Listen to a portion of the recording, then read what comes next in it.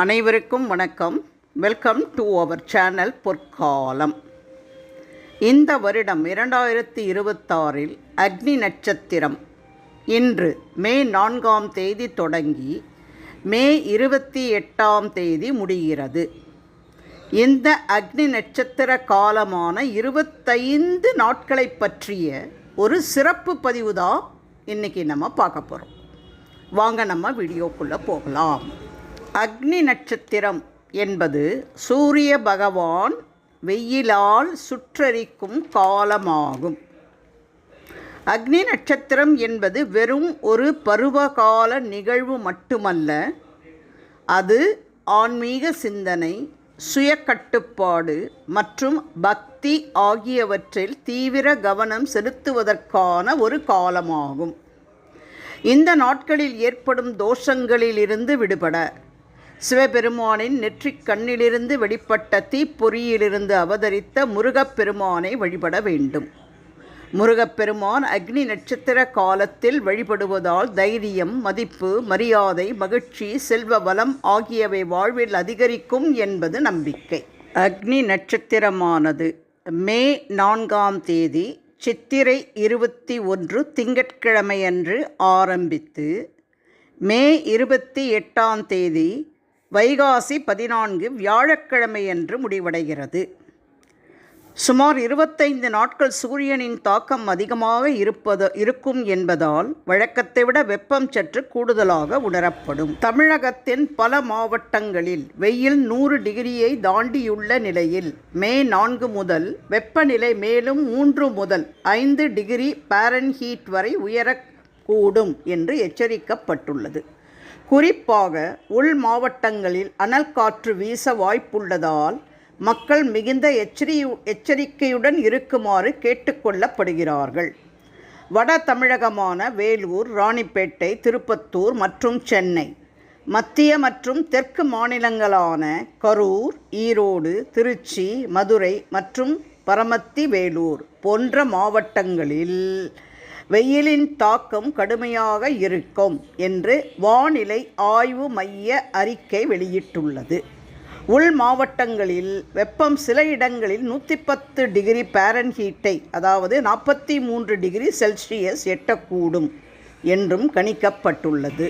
இந்த அக்னி நட்சத்திர காலத்தில் நம்மை எப்படி பாதுகாத்து கொள்வது என்பதை பார்ப்பதற்கு முன்னால் எங்கள் சேனலை சப்ஸ்கிரைப் செய்து விட்டீர்களா? இல்லை என்றால் சப்ஸ்கிரைப் செய்து உங்களது மேலான கருத்துக்களை கமெண்ட் பாக்ஸில் தருமாறு கேட்டுக்கொள்கிறேன். அதாவது இந்த அக்னி நட்சத்திர காலகட்டத்தில் நமது உடலில் நீர்ச்சத்து குறையாமல் பார்த்து கொள்ள வேண்டும். நீர்ச்சத்தை அதிகரிக்க தண்ணீர் நிறைய குடிக்க வேண்டும். இளநீர் குடிக்க வேண்டும். நுங்கு, தர்பூசணி, பழம் போன்றவற்றை சாப்பிட வேண்டும். காலை 10 மணி முதல் மாலை 4 மணி வரை வெயில் செல்லக்கூடாது. சுரைக்காய், சௌச்சௌ, நூல்கோல், வெள்ளை பூசணி போன்ற தண்ணீர் சத்து நிறைந்த காய்கறிகளை உணவில் சேர்த்து கொள்ள வேண்டும்.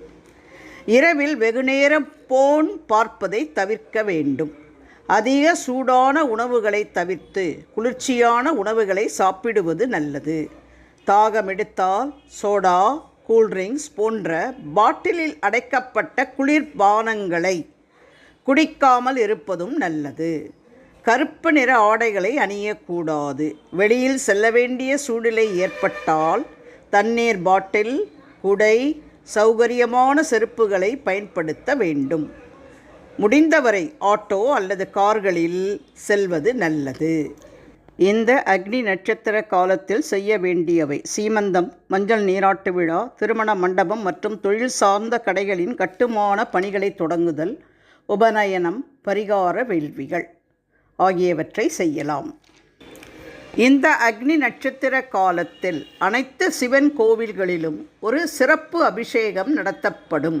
அதற்கு தாராபிஷேகம் என்று பெயர். அதாவது சிவலிங்கத்தின் மீது உரி கட்டி சிறிய துளையுள்ள மண் கலயத்தை, பித்தளை அல்லது செம்பு கலயத்தை தொங்கவிட்டு அதில் வெட்டிவேர், விளாமிச்சை வேர், பன்னீர், பச்சை கற்பூரம், மற்றும் ஏலக்காய், ஜாதிக்காய், கடுக்காய், மஞ்சள் தூள் போன்ற வாசனைமிக்க நறுமணப் பொருட்களை கலந்த சுத்தமான தண்ணீர் ஊற்றப்படும்.